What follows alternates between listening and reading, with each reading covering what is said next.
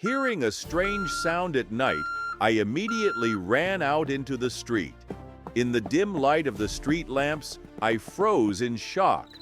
A tow truck with a raised platform was already loading my car.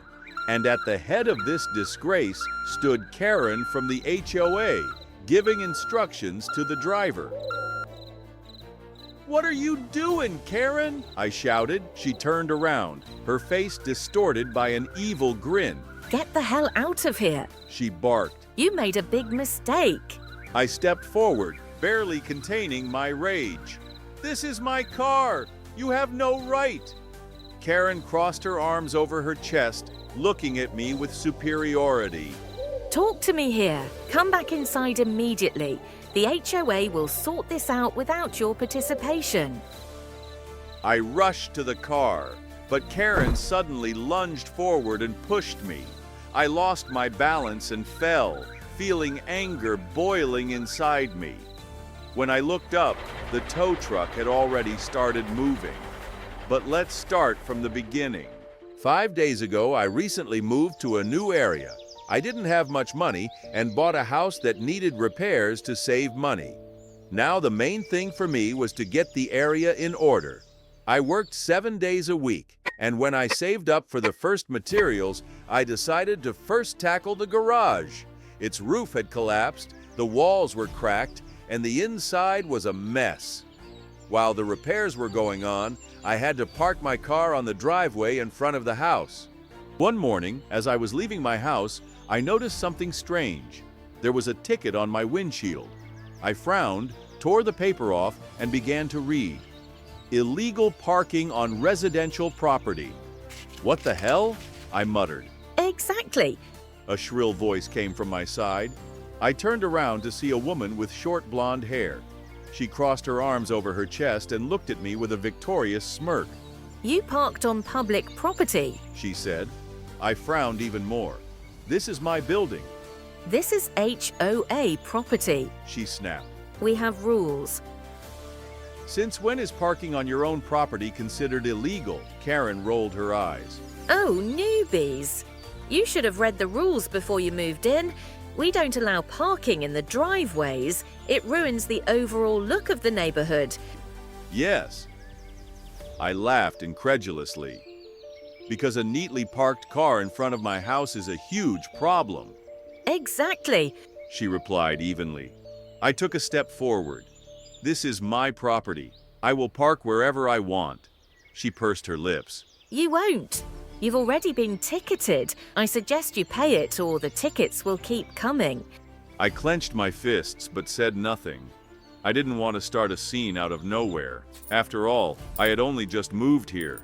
I had to pay the ticket, but deep down I was sure that this situation would never happen again. I was wrong. A few days later, I found another ticket on the windshield of my car, only this time I parked in the yard.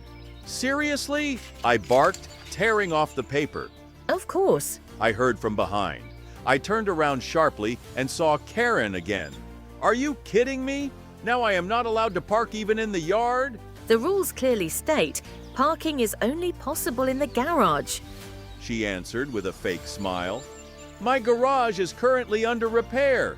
Where should I put my car?" "It's not my problem." Karen shrugged. "You broke the rules. The fine was issued." "To hell with your fines!" I crumpled the paper and threw it at her feet. Karen lifted her chin. "This is a refusal to pay." "This is a refusal of your absurdity." She curled her lips. "You're making a mistake." "You've already made a mistake by coming at me with your idiocy." Karen gave me a disdainful look and, without another word, turned and walked away. I thought that was it, but it was only the beginning. In the middle of the night, I was awakened by the sound of a running engine. I sat up in bed, my heart pounding. What was that noise? I looked out the window and couldn't believe my eyes. My car was being loaded onto a tow truck.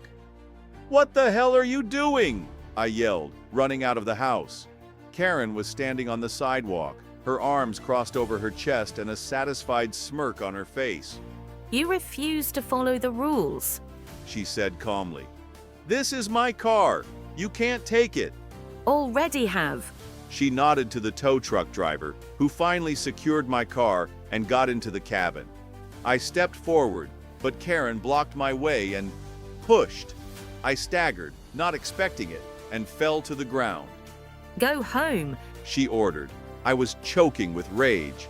"You have no right." Oh, believe me, I do. Karen smirked. Learn to respect the rules. With these words, she turned around and got into the car. The tow truck moved off. I remembered the numbers. I got to my feet and took out my phone. The first thing I did was contact my lawyer.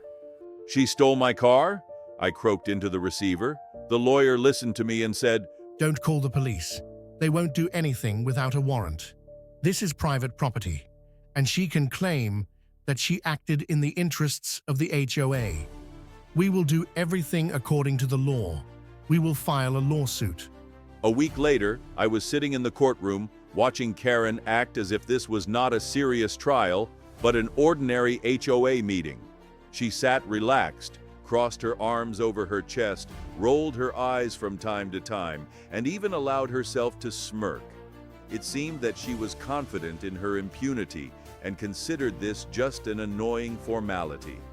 My lawyer began confidently, explaining to the judge that Karen had illegally confiscated my car, relying solely on the internal rules of the HOA, which had no legal force.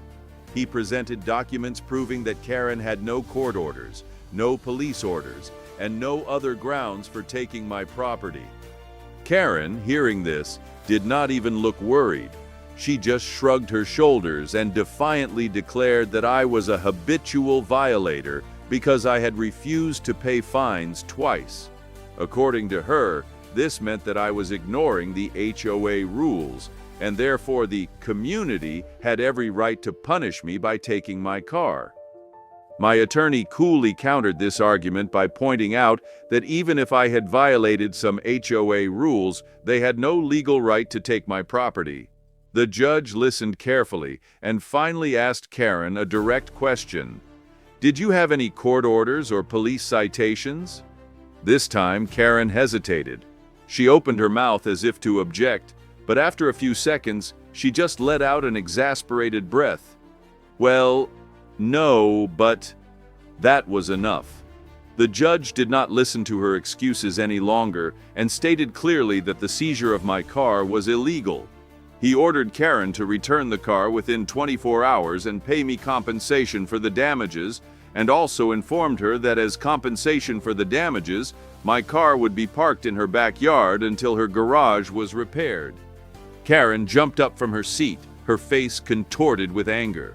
She was loudly indignant, hysterical, screaming that this was a ridiculous decision, that this man has no respect for the local community, and that the judge was clearly biased. But her protests did not matter. The judge, ignoring her cries, calmly declared the hearing over.